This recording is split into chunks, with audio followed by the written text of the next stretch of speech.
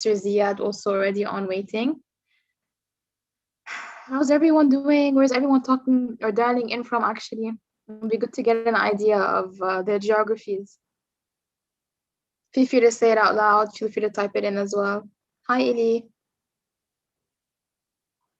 And please do turn on your cameras. It'd be nice to see everyone's face as well. Hello, Aya. Aya was the first bold person to turn on their camera. Hello, how are you? Good, how are you? Live from Lebanon. Hello, everyone. Hi, Rishab. Ili dialing in from Kuwait. Hello, Alexandra. How are you? I'm well, thank you. I'm dialing in from Dubai. Very nice. Cool.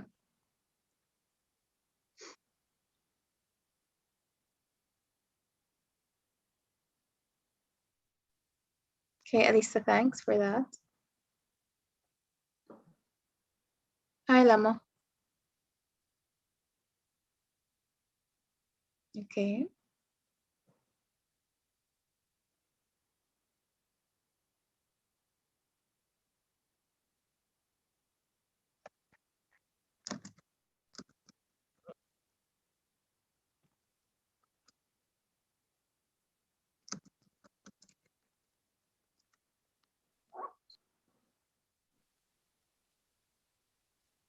Okay, another 2 more minutes and we'll go ahead and start our session, our discussion.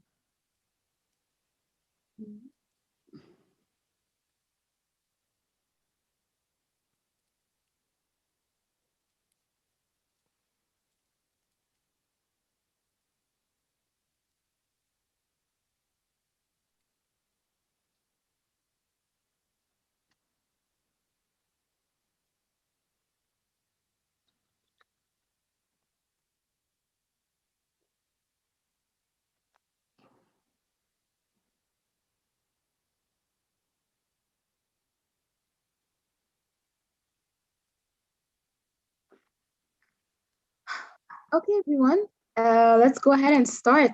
Welcome, thanks to everyone for taking the time for joining this pretty interesting session that we have today with Mr. Ziad Abi Shakir. Just a few housekeeping rules or just what's going to happen overall is that we're just going to go ahead and dive right into the discussion where Nadine, I am the moderator of it. We'll be giving some questions to Ziad, and then towards the end, we'll definitely have time for Q&A for anyone who wants to ask any questions. So before we start, I'd love to give a quick summary of Ziad, although I will not do him justice, but just an overview.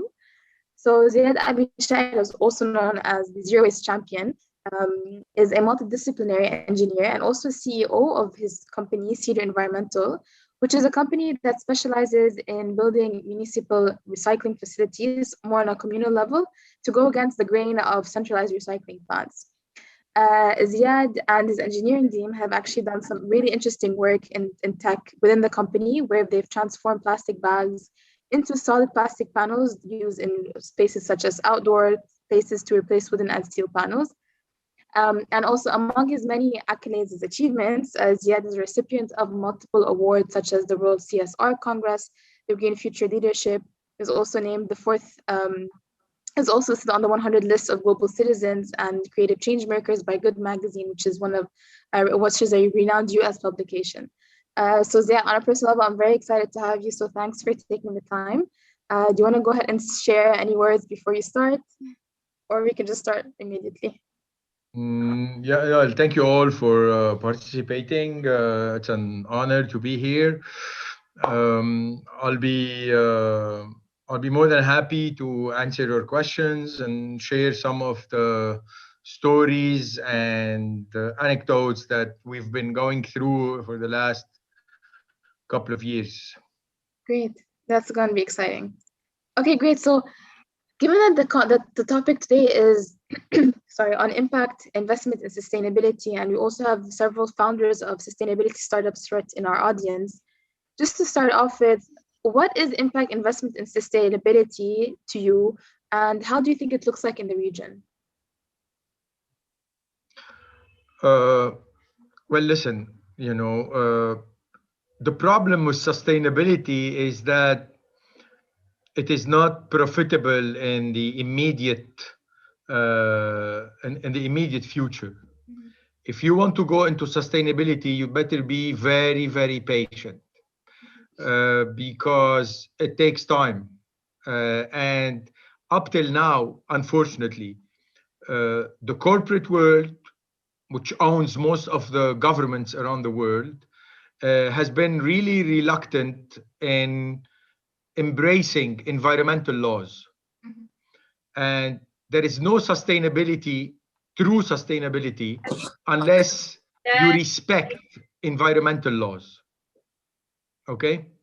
So if you're a water bottling company and you don't assume responsibility for the huge amount of waste that consumers are going to generate consuming your product, you're not allowed to talk about sustainability or to market yourself as a sustainable, green, whatever company.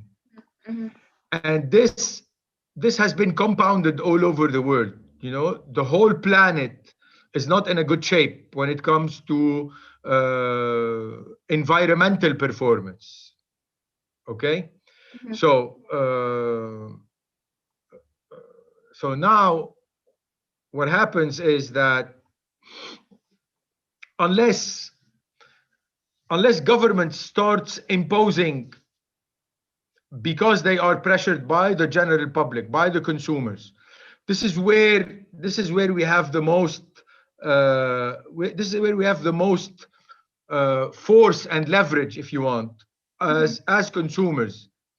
If we all decide that we're not going to buy this product because the company behind it is not living up to their environmental responsibility or to their sustainability responsibility, then we can push them to listen and to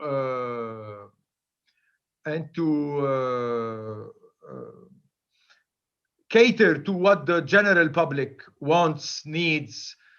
And usually you should align. You know, when I was pursuing industrial engineering, we had a professor who always thought, gave us this thought most of the time. It was also a very repeating pattern in his lectures. He was always telling us, think if what is good for your company is good for your community, then keep on doing it. But if what you are doing is good for your company but is not good for your community, you are heading towards trouble. Yeah. So you want to talk about impact investment? In my book, every investment has impact. It could be negative, it could be positive.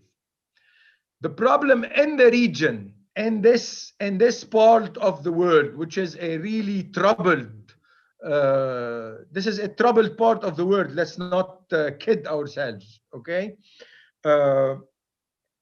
Sustainability or environmental consciousness or respect for nature or what have you is still very backward. Most of the governments in this area have practically zero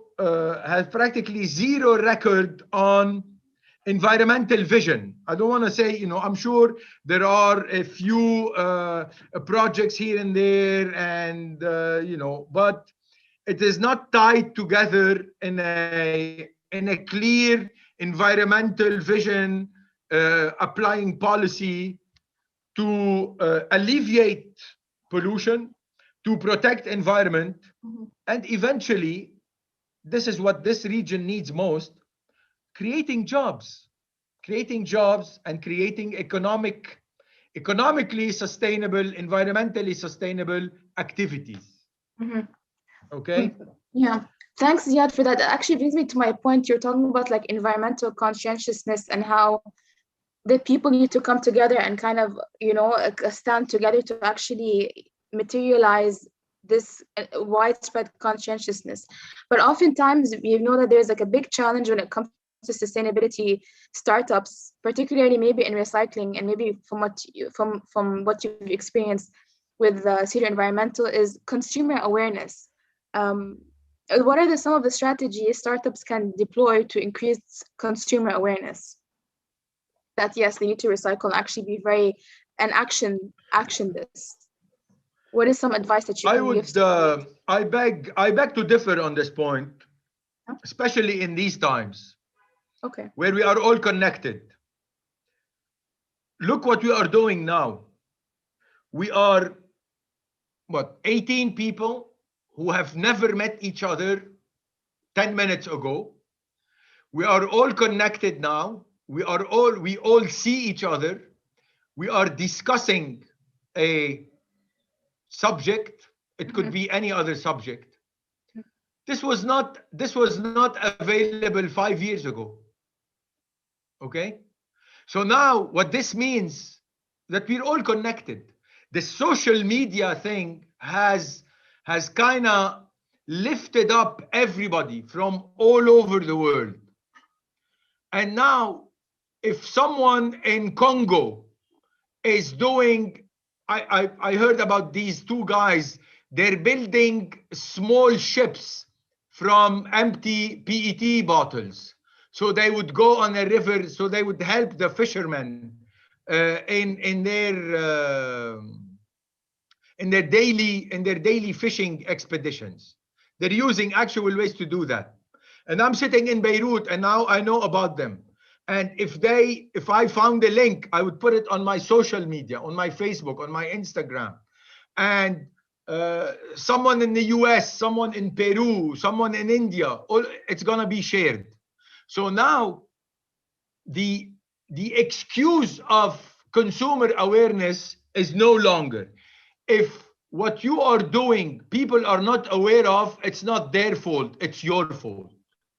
You should be the one advertising whatever project or endeavor you are involved in, because now you have free access. You have free access. Everybody here has Facebook or Instagram or LinkedIn. Everybody here watches YouTube videos or subscribe to channels. So now the awareness issue is more is much easier than it used to be when we used to live in the TV era. We no longer live in the TV era. We live in the social media era. Okay. So now let me push further. If you are a startup now, okay, and I don't know, you want to recycle glass because there is no glass recycling in your part of the world. Shout it out. It's gonna take. This is what's gonna take for you. You be your own movie director of that film that is your startup. Imagine yourself, you're in a movie, and just keep sharing scenes with the general public. Do you think it's one thing to get awareness and then another to get them to actually do the work, though? So like even if for example, if many of these startups are indeed advertising and they're marketing their product and the benefits and trying to incentivize, how would you say we can get basically consumers to convert from, okay, they are aware, to actually going and recycling on their homes on a day-to-day basis, for example? Like, what's the advice that you'd give for them to get that conversion from awareness to actually deploying the efforts? Always start with a prototype approach. If you can reach 100 consumers, right, make it in your budget to pick on 5 of those 100 and go talk to them face to face. Implement whatever you want to do. Give them freebies. Get them to get on board with a prototypical project you are working on. Engage them. Engage people. Once you engage 1 or 2, these people are going to and talk, and they probably engage 1 or 2, and those 2 will engage 2 or 3, and this is how you build mass. Don't don't just sit behind a screen and just lament that nothing is happening. Behind the screen, nothing will ever happen. All you can do is just inform people. Yeah. And yet, so moving on to back to impact actually, and making money out of it essentially, right? Like making it a profitable business, but also generating positive impact. How can sustainability startups balance impact and commercialization? So have you faced this dilemma before, and how did you go about solving it? Yeah, of course. You know, you always, when you're a startup, you always face this dilemma: is how can you monetize all that time and energy and expenses? Well, it starts with your idea. Does your idea does it have substance? Can you really dig it? Can you really explain it simply to people? Can you implement it without breaking the bank? You know, it's you're gonna have to fine tune the idea. An example I always give is our EcoBoard technology. Our EcoBoard technology, this was an idea that we decided that we're gonna recycle plastic bags. This was back in 2006, excuse me. That's like 15 years ago. I came, you know, Lebanon was going through a war at that time. And we found ourselves without work. So I came to our research center. It was, you know, the whole country was paralyzed. And I told my guys, we're gonna start recycling plastic bags. Start looking for whatever. I need this machine, I need that, I need this. And we built a small prototype machine. It took about like a couple of months. And then we started experimenting with it. And lo and behold, we expanded the machine, and this was internal financing, by the way. Okay, we never went to a bank to borrow money unless our idea and our prototype showed practically 80% success rate. Whenever we found that we have success, and how do I define success in our case? In our case, success has two facets. We can build the machine. Okay, we can build the machine and we can get it to work. And then whatever output the machine gives, we can sell. We find a market for. If you are the tip-top producers of a product that no one wants, it's gonna sit in your warehouse and you're not gonna be able to do anything with it. Mm-hmm. So this is why prototyping and market testing is very important. And I see a lot of people, a lot of startups who just dive in, and they are all they're all so excited about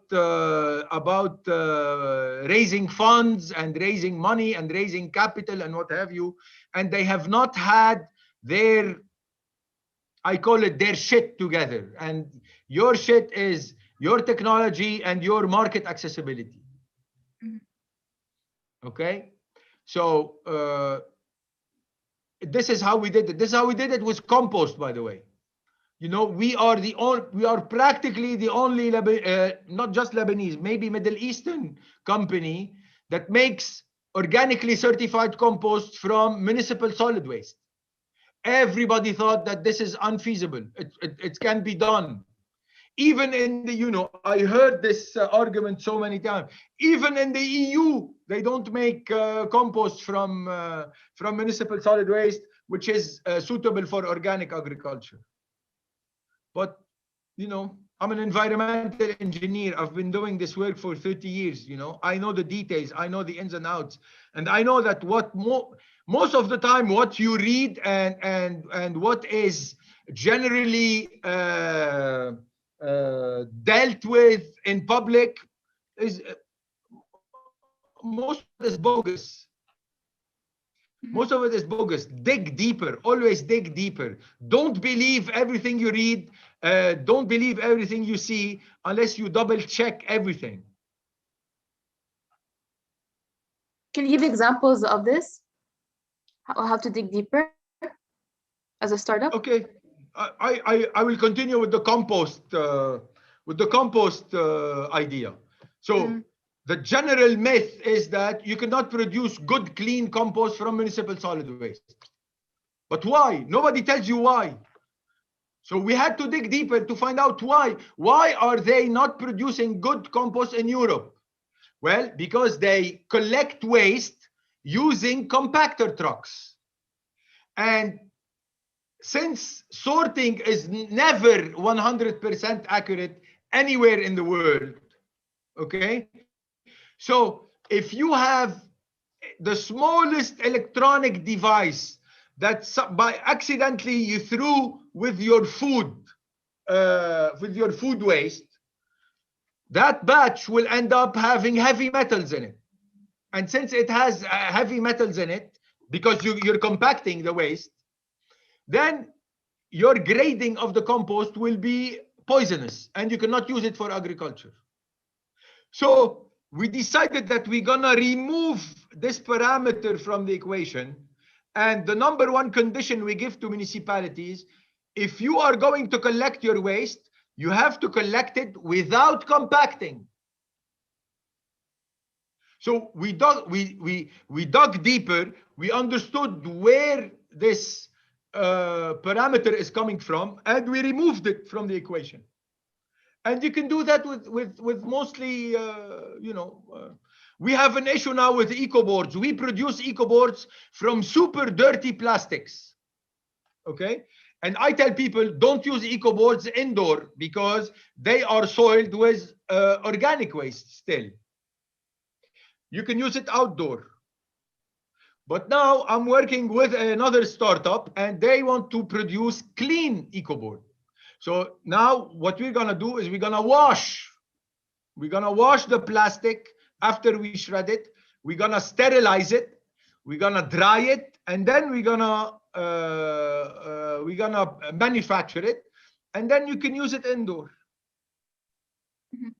Digging deeper is always, I always tell students when I lecture is that be curious. Don't lose your curiosity.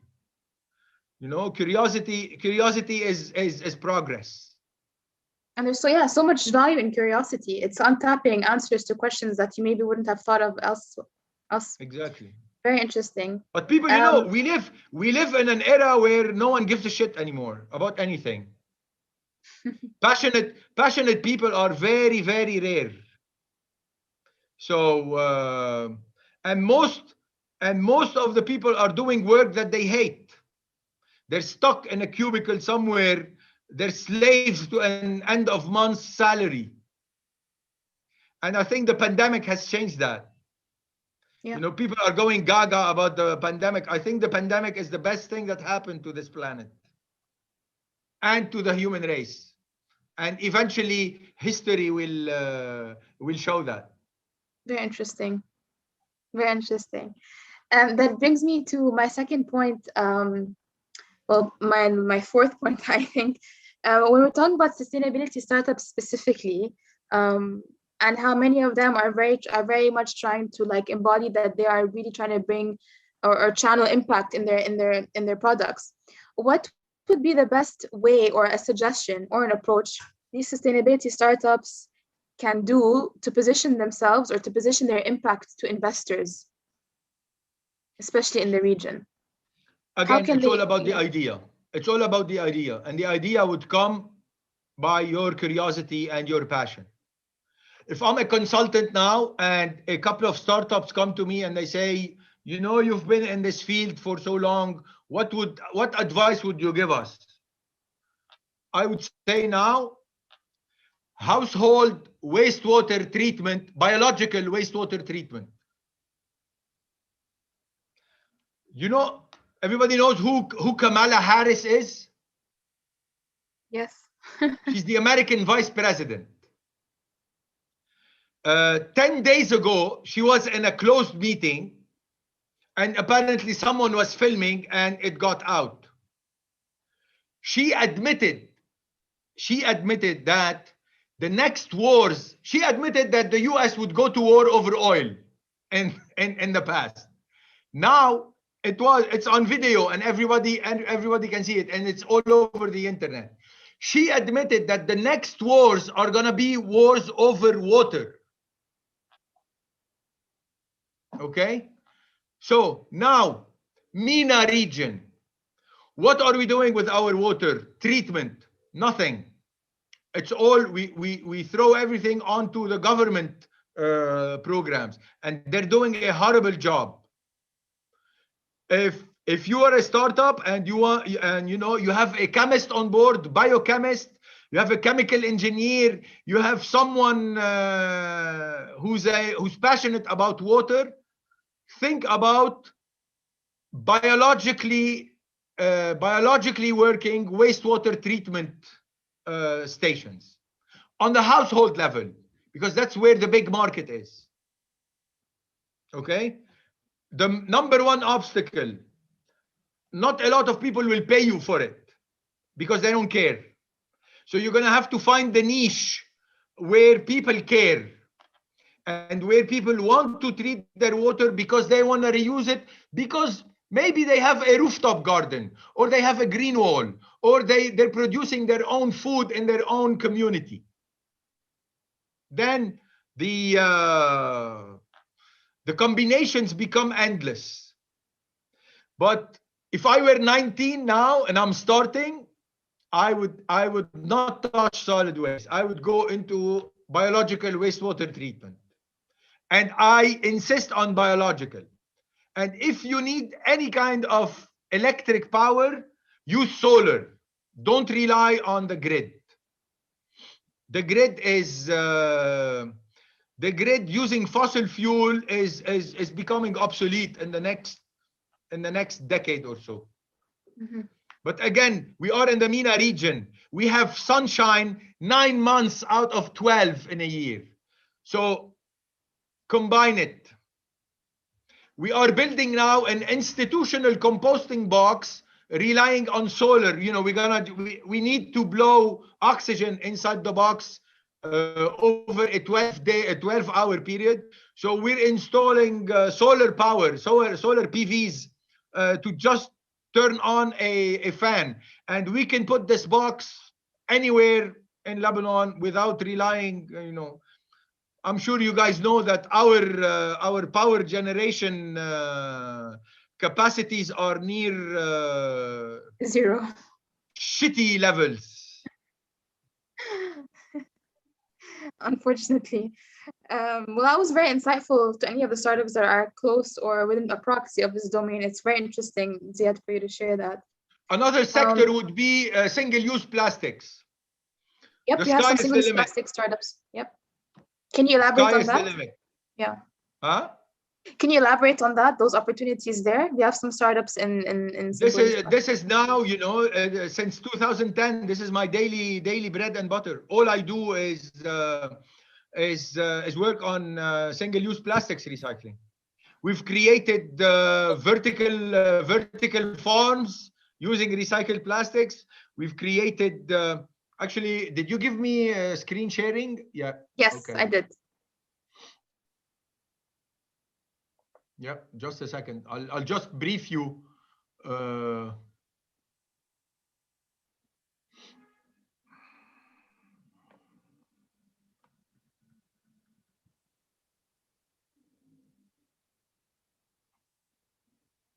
the audience, guys, if you want to start putting your questions in the chat, that'll be great as well, since you have Q&A towards the end.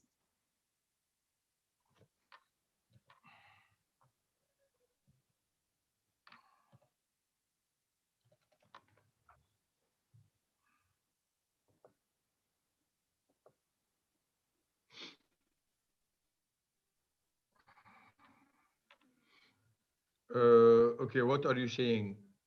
Zero waste is not science fiction. Okay, no, that's not it. I want to show you the other one.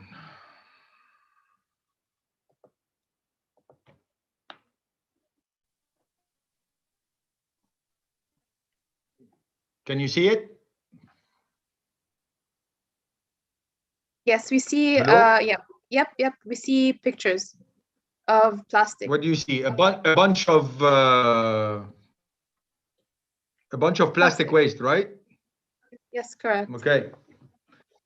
Yeah, and this is our daily. This is every country produces tons upon tons of these matters, and this is how we have been researching how they behave together. And these are the boards that we produce, and we produce them in huge quantities. And now we're also producing profiles or beams out of them. And these beams, they give us structures for green walls. And now we take these green walls, vertical green walls, and we place them on streets in Beirut to combat the concrete jungle. This is all based on waste. Even rooftop gardens. Now we're also using them for street recycling bins, all made from recycled plastics. And we even run a statistics on a per location street recycling bins. How many bottles did we collect? How many glass bottles? How many trees we have saved because we collected so many? And now our daily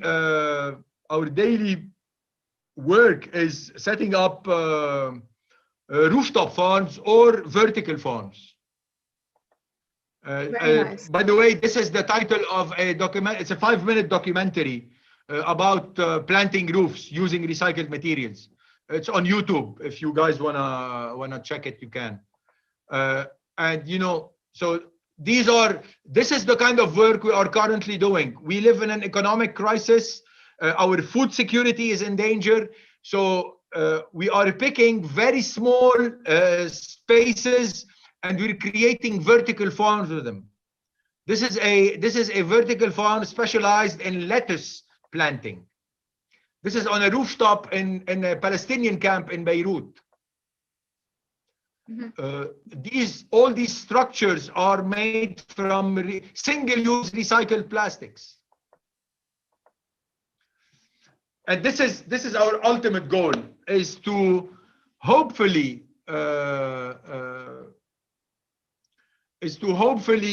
admit or make Beirut a green roof city. Hopefully, that would be amazing. Well, this is the if you don't dare to dream, you will never achieve anything, right? Yep, 100%. Great, thank you so much. Now, yeah, go ahead. I suggest you take back the hosting, because there were a lot of people waiting and oh no, I know. I was talking, so I could. No, I admitted them. Don't worry, because I'm co-host. Okay, great. Okay. Yes. Okay. Great. How do you collect the stats to help you? Well, every truck that goes to those